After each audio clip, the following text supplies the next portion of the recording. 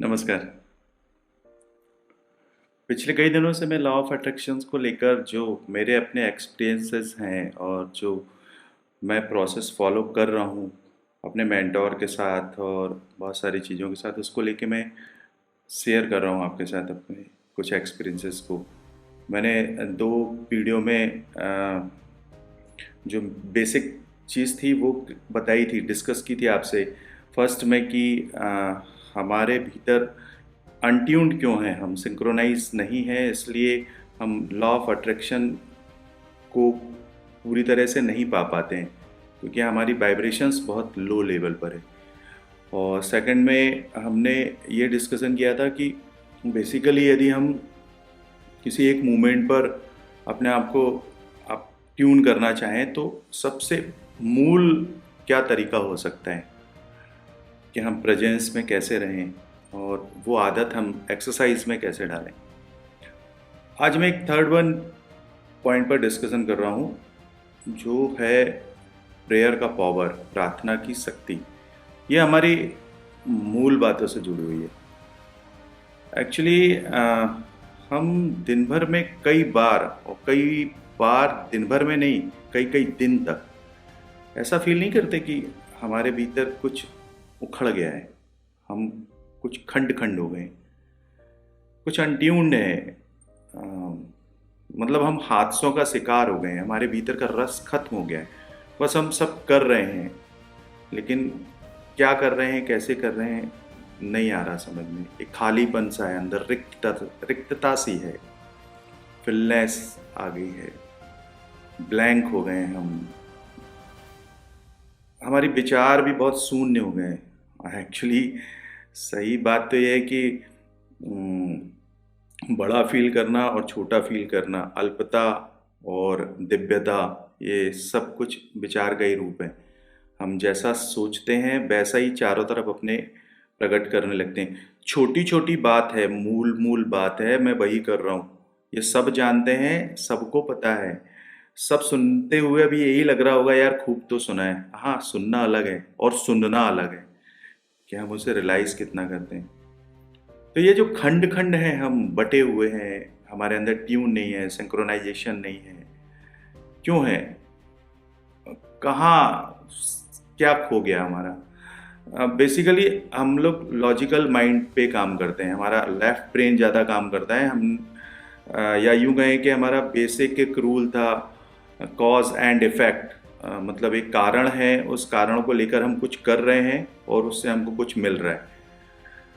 लेकिन एक मोमेंट ऐसे आते हैं जहाँ पर हमारे सारे लॉजिक खत्म हो जाते हैं, हमारे सारे प्रयास खत्म हो जाते हैं और हम जो पाना चाह रहे हैं वो नहीं पा पाते। मतलब हमें धन चाहिए, हमें सुख सुविधा चाहिए, हमें सुख शांति चाहिए, हमें हेल्थ चाहिए, अच्छे रिश्ते चाहिए, बैलेंस चाहिए। उसके लिए हमने अपने विकल्प तैयार किए होते हैं, पर हम विकल्पों पर सारा एफर्ट लगाते हैं, सारी एनर्जी लगाते हैं, लेकिन वो धीरे धीरे खत्म हो जाती है, पर हम नहीं पा पाते हैं। और उस नहीं पा पाने के पीछे जो फ्रस्ट्रेशन और जो गुस्सा और जो चिढ़ है, वो हमें धीरे धीरे अनट्यून्ड करती चलती है, हम बिखरे हुए रहते हैं। ऐसे मौके पे लगता नहीं कि हमें किन चीज़ों की ज़रूरत है, और हम इतने हताश हो जाते हैं कभी कभी कि अचानक अंदर से एक आवाज़ आती है कि कोई एक ऐसी शक्ति, कोई एक ऐसी एनर्जी हमको मिले, कोई एक ऐसा अदृश्य हाथ मिले जो हमारे इन परेशानियों से, इन हताशा बड़े भरे क्षणों से हमको दूर करे, हमें एक सुकून, एक शांति महसूस हो अंदर। ये जो एक खालीपन का पल है जहाँ पर ये सीकिंग आ रही है, हमें लगता है कि कुछ ऐसा मिल जाए कि हम इस अशांत, इस हताश भरे पलों से बाहर आ जाएं। यहाँ पर वो जो एक नीड आ रही है ना, वो जो एक एक एक जो अलाप आता है ना, वो अलाप है प्रार्थना का रूप, जो क्रिएट कर सकता है। अभी वो कैसे क्रिएट होगा, कैसे, किन चीज़ों पर जाएगा, कैसे हम उसे ट्यून कर पाएंगे, इस पर बात करना, इसे समझना बड़ा ज़रूरी है।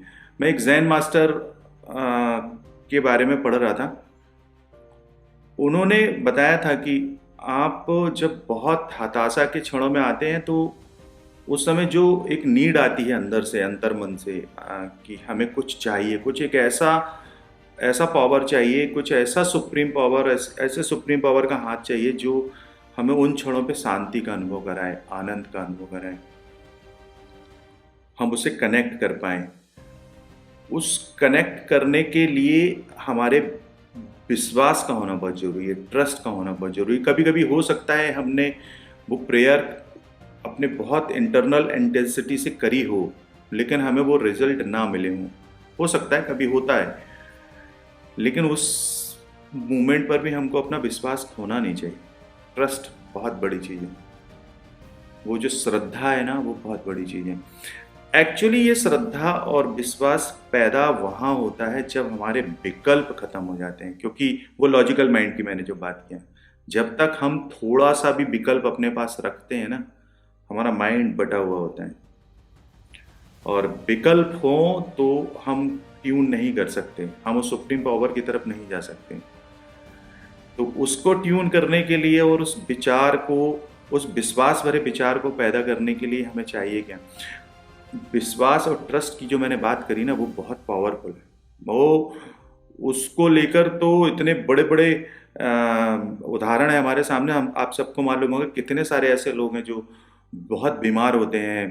हमारे समाज में चारों तरफ हमने देखा जिनको डॉक्टर ने बोल दिया कि ये ठीक नहीं होगा और ये लाइलाज है, लेकिन उन्होंने अपने भीतर कहीं अपने अंतर्मन को सुना, अपने अंतर्मन में वो एक विश्वास, दृढ़ विश्वास को मजबूत किया, उस अदृश्य चेतना से अपने आप को कनेक्ट किया। प्लेसिबो इफेक्ट जिसको बोलते हैं, प्लेसिबो इफेक्ट एक्चुअली एक वो डिवाइन अवस्था है जहाँ पर हमारी बॉडी, हमारा मन और ब्रह्मांडीय चेतना ट्यून हो जाती है, एक दूसरे से जुड़ जाती है। वो प्लेसिबो इफेक्ट होता है। उस इफेक्ट पर आकर, उस त्वरा पर आकर उन लोगों ने अपने आप को ठीक किया। मेडिकल साइंस भी उस मिरेकल को मानती है। मिरेकल तो है। अभी मैं एक न्यूज़ पढ़ रहा था एक जगह, कैलिफोर्निया में 13 साल और 16 साल की 2 बच्चियां अपने पिता के साथ फार्म हाउस में काम कर रही थीं, और अचानक से वो ट्रैक्टर जो है वो पलट गया और उसमें उनके पिता दब रहे थे, और अचानक से उन बच्चियों को अंदर कौन सी अंतर प्रेरणा और अंतर विश्वास जागृत हुआ, और उस पल पर उन्होंने उस ताकत को महसूस किया और उन दोनों ने जोर लगाकर उस ट्रैक्टर को खड़ा कर दिया। क्या था ये विश्वास था। ये विश्वास हमारे भीतर होना चाहिए। ये गहरा विश्वास जब आता है और इस विश्वास के साथ जब हम उस अंतर चेतना से जुड़ने की कोशिश करते हैं ना, तो हमारा सेल्फ कनेक्शन डेवलप होता है। सेल्फ कनेक्शन वो बड़ा मेरिकल मूवमेंट है, बहुत मैजिकल मूवमेंट है। वो जब हम खुद के अंदर की फीलिंग को धीरे से महसूस करते हैं उस ब्रह्मांडीय चेतना से जोड़ने के लिए। मैं ये जितनी बात कर रहा हूँ आपसे प्रार्थना और प्रेयर को लेकर, इसका कोई रिलीजियस संदर्भ नहीं है। ये किसी धार्मिक संदर्भ में कही जाने वाली बात नहीं। मैं उन तत्वों की बात कर रहा हूँ, उस फीलिंग की बात कर रहा हूँ जो इंटरनल वर्ल्ड और ब्रह्मांडी चेतना के बीच में है, क्योंकि हम ऊर्जा का ही रूप हैं। ब्रह्मांड भी ऊर्जा है और हम भी ऊर्जा हैं। उस ऊर्जा की एक फ्रिक्वेंसी है और हमारी एक फ्रिक्वेंसी है, वो मिसमैच है, इसलिए हम उसे ट्यून नहीं करते। तो उन पलों पे जहाँ पर हम बहुत हताशा के होते हैं, वो पीक होता है हमारा, और उस पीक पर यदि हमारे एनर्जी को सही राइट फ्लो मिले और हम सीकिंग की सही अवस्था पर आ जाएं, तो प्रार्थना घटित होती है और वहाँ पर वो जो नीड है हमारी, वो पूरे होने के रास्ते क्रिएट होते हैं। उसके ये तत्व हैं जहाँ पर सबसे पहला बात किया मैंने, ट्रस्ट। उस ट्रस्ट के बाद होता है हमारा सेल्फ कनेक्शन। वो सेल्फ कनेक्शन हम महसूस करते हैं जब हम गहरे से अपने अंतर यात्रा की तरफ चलते हैं, तो एक डिवाइनिटी का जो टच है वो हमें धीरे धीरे महसूस होना चालू होता है। उस फ्रिक्वेंसी को हम अपने अंदर की फ्रिक्वेंसी को उस ब्रह्मांडीय फ्रिक्वेंसी से कनेक्ट करने की कोशिश करते हैं, और जब वो कनेक्ट होना चालू होती है तो हमारे अंदर एक वर्दीनेस आती है, एक होप आती है। क्योंकि हम होपलेस हो जाते हैं तब तो ये बात आती है कि हम अनट्यून्ड हो गए, हमारे अंदर कोई होप बचती कहाँ है। जब हम प्रार्थना के क्षणों पर आते हैं ना, उस गहरे से पल में जुड़ते हैं, उस गहरे से पल में जुड़ने की कोशिश करते हैं, वो जुड़ाव जब महसूस होता है ना, उस पल पर जाके जहाँ हम खालीपन में थे, रिक्तता थी, टूटे-टूटे थे, वहाँ पर जब हम उस यूनिवर्स की पावर से जुड़ा हुआ महसूस करने लगते हैं ना, तो हमारा हृदय, हमारा हार्ट ना कोहेरेंट होता है, संगत आती है उसमें। किसमें? हमारे अंदर की फ्रीक्वेंसी में, इनर फ्रीक्वेंसी में और ब्रह्मांडी फ्रीक्वेंसी में। वो जो संगतता आती है ना, वो जो ट्यून होता है ना, यहाँ से वो प्रार्थना का फल, वो प्रेयर का फल पूरा होता है। सीधी सी भाषा में बात करूँ ना, तो हमारी शरणागति होनी चाहिए। जो एक सुप्रीम पावर है ना, वो महसूस तब होता है जब हमारे विकल्प खत्म हो जाते हैं, हम विकल्प रहित हों, बिल्कुल कोई विकल्प ना हो। वो मगरमच्छ की कहानी सुनी है ना हमने बचपन में, जब वो दलदल में फंसता है और जब सब कुछ खत्म हो जाता है तो वो नारायण को पुकारता है, उस चेतना को पुकारता है। ये सांकेतिक कथा है लेकिन ये बताने के लिए। तो जब हमारे विकल्प खत्म होते हैं और जब हम एक अंतर मन के उस पल से उसको पुकारते हैं ना, वहाँ पर वो कोहेरेंट होता है, वो हृदय हमारा उससे जुड़ता है। तो जब शरणागति हो जाती है ना, आती है सरेंडर, बिल्कुल टोटल सरेंडर। बस तू है, बस सिर्फ तू ही तू है, और कुछ नहीं है, और कुछ नहीं।